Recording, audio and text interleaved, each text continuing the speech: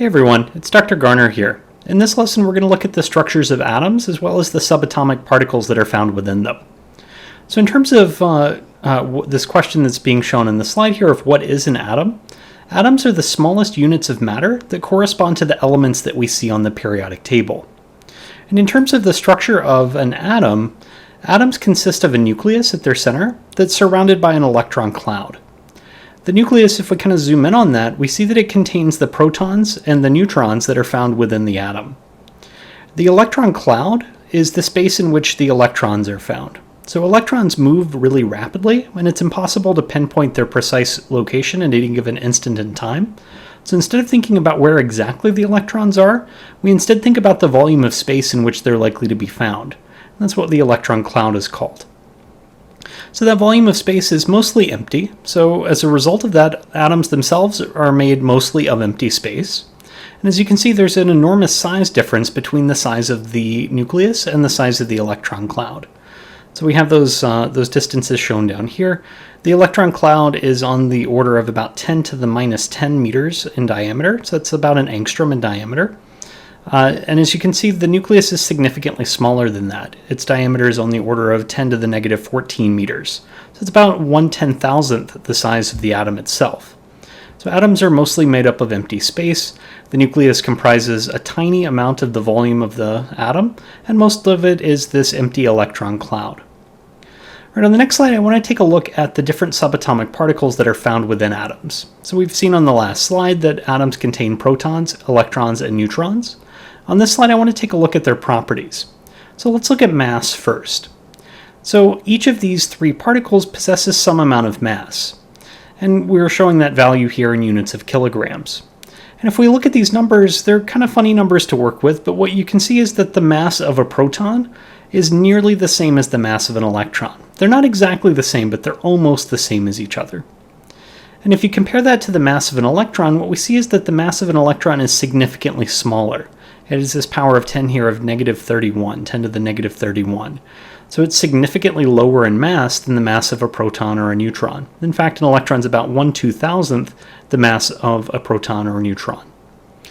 So again, these are kind of funny numbers to work with. So instead of using kilograms as the way of expressing the units of mass for a subatomic particle, we instead define a new unit called an AMU, or an atomic mass unit. An atomic mass unit is defined as being about 1.66 times 10 to the negative 24 grams. And this, it turns out, is exactly 1/12th the mass of a carbon-12 atom. So that's the basis of defining the AMU. It's a unit in which one AMU is equal to 1/12th the mass of a carbon-12 atom.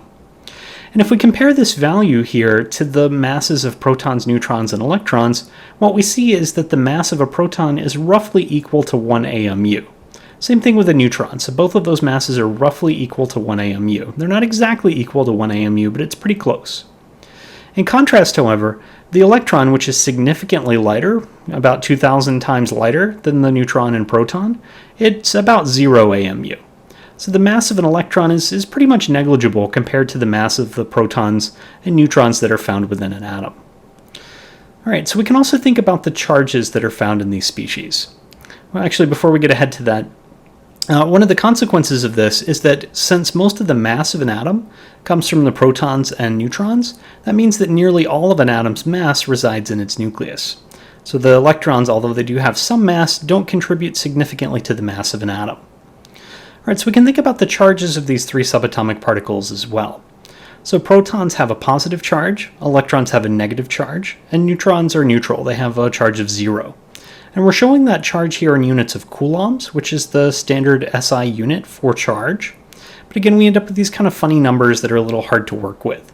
So just like we did with AMU, we're going to define a new unit called an AU, or an atomic unit of charge, that we can use for more simply dealing with these charges of these subatomic particles. So we can define the AU as being exactly equal to the charge of a proton. So this is exactly equal to the charge of a proton.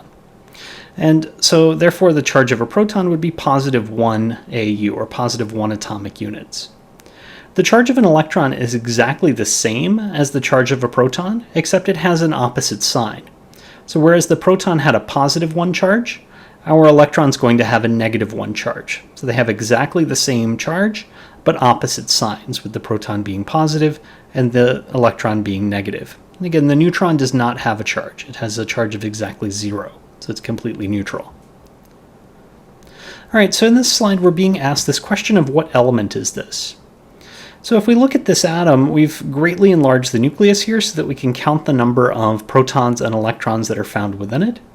And it turns out that we can define an element, the type of element that an atom is, based on what we call the atomic number. So the atomic number of an atom or of an element is the number of protons that are found in the nucleus. So this number of protons is equal to the atomic number. So those two things mean the same thing. Atomic number and protons mean the same thing.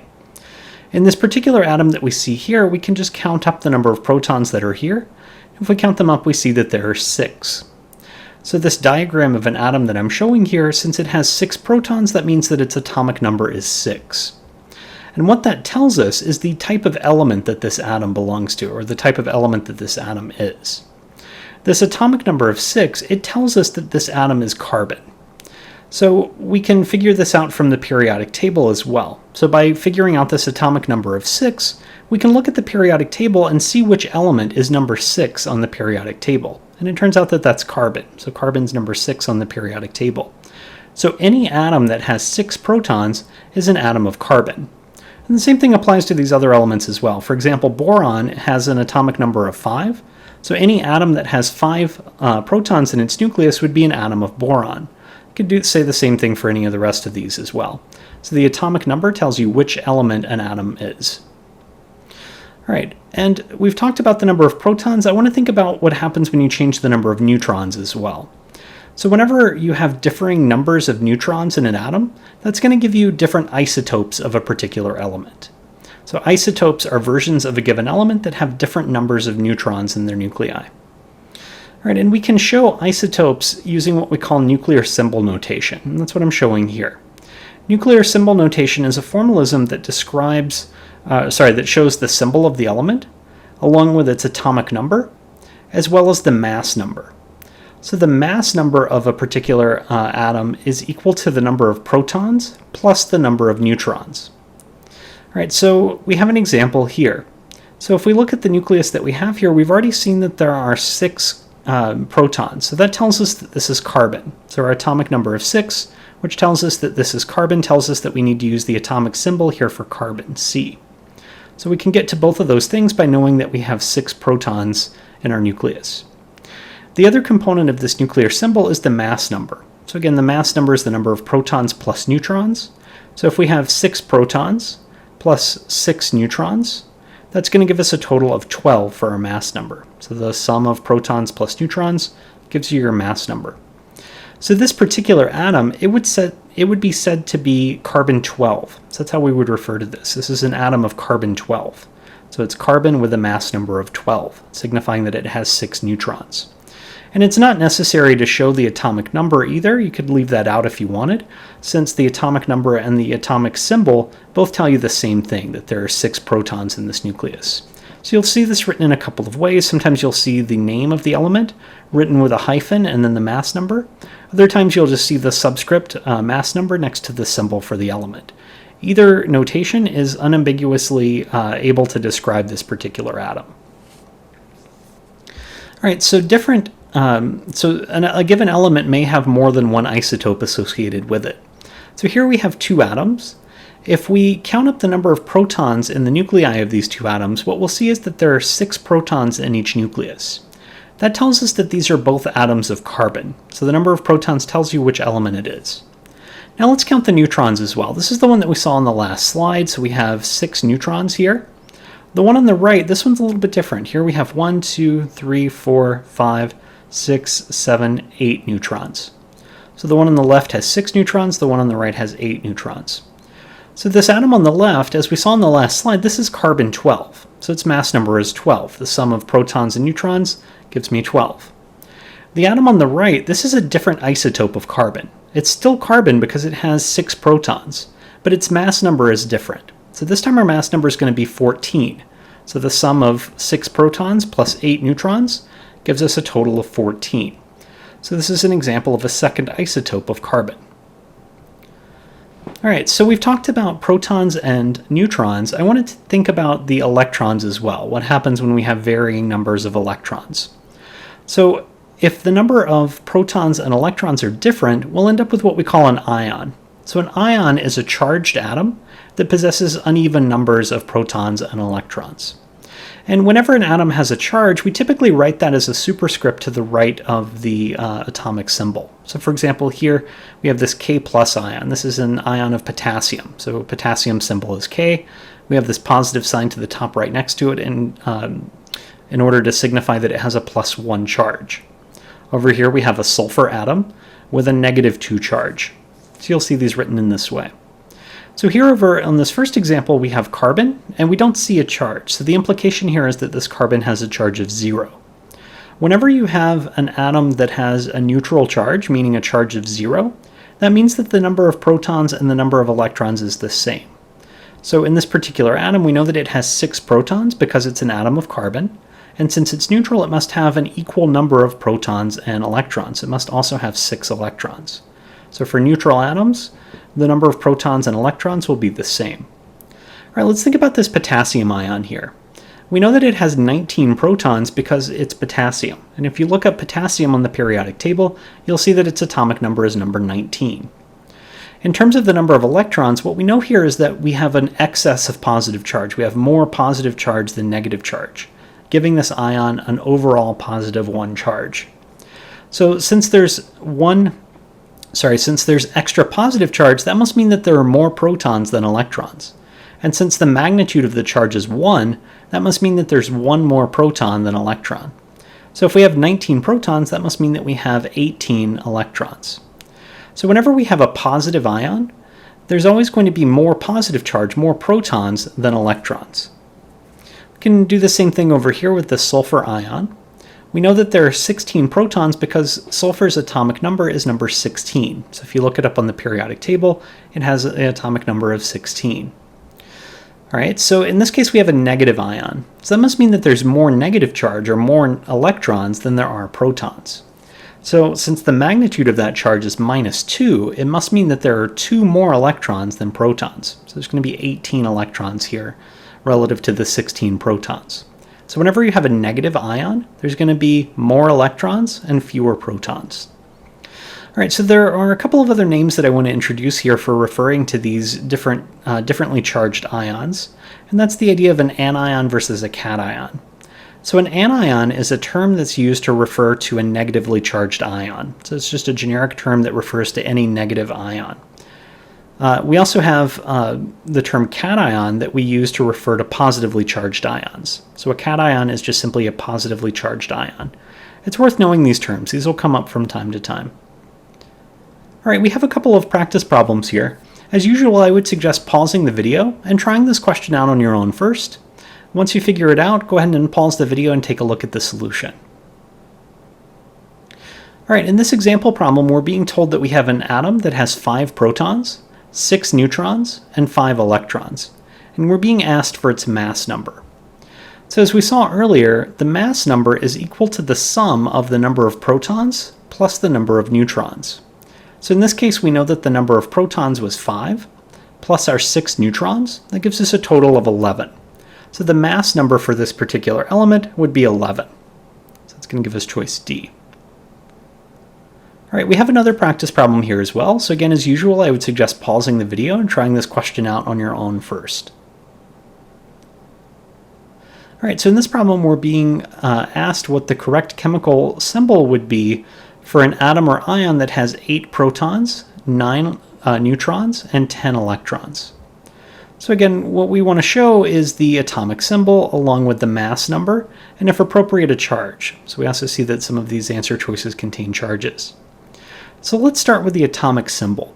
We can figure out which element this is based on the number of protons. So the number of protons, 8, tells us that the atomic number of this element is 8. So then if we look at the periodic table, we'll see that oxygen is the element that corresponds to the atomic number of 8. So this must be an atom of oxygen. So we can rule out choices B and C, which are fluorine and neon. So we know it must be A, D, or E. All right, so next we can think about the mass number of this particular isotope. So we know that the mass number is the sum of the protons plus the number of neutrons. So in this case, we know that we have 8 protons plus 9 neutrons. So that's going to give us a sum of 17. So our mass number is the sum of protons and neutrons, which in this case is 17. All right, so that doesn't really help us. Answer choices A, D, and E all have 17 as their mass number, so we can't really narrow it down based on that.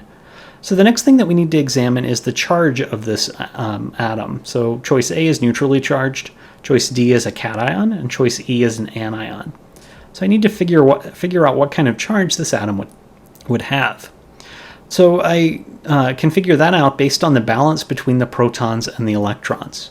So we have 8 positive protons and 10 negative electrons. So we have an excess of negative charge here.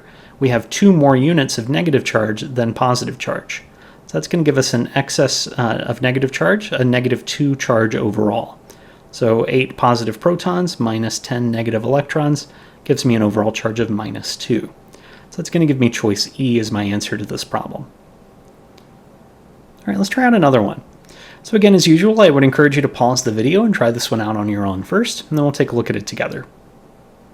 All right, in this problem, we're being asked to determine the number of protons, neutrons, and electrons in each of these ions, and we're asked which of these answer choices is not one of the numbers of protons, neutrons, or electrons that we just found.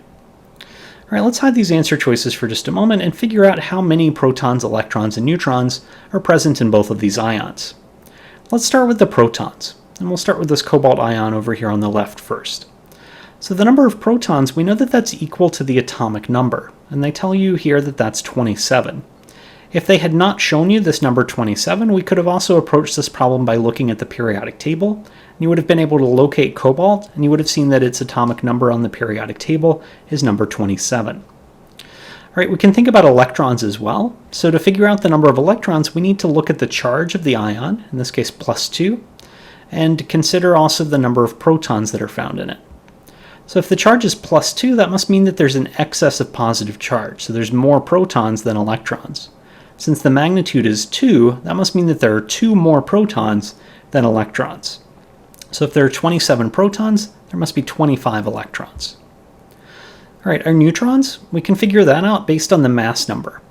We know that the mass number 60 is equal to the sum of the protons and neutrons. So we know the number of protons, so if we want to find the number of neutrons, we could take our mass number of 60 and subtract 27 from that. That's going to leave me with 33 neutrons. All right, we can do the same steps over here for this iodine ion.